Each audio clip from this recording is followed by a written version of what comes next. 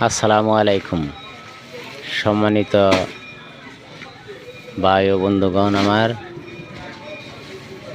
আমার বাংলাদেশের মানুষ দেখেন কি রকম পরিশ্রম করে এরা হালাল উপার্জন করার জন্য এরকম পরিশ্রম করে দৈনন্দিন কাজ করে যাচ্ছে, নিরলস কাজ করে যাচ্ছে। দেখেন একটা মাল ভর্তি খাদ্যের টাক নামাইতেছে। দেখেন আমার বাংলাদেশের মানুষ কত পরিশ্রম করে। আমি আমার বাংলাদেশি ভাইদের স্যালুট জানাই তাদের এই হালাল উপার্জনের জন্য।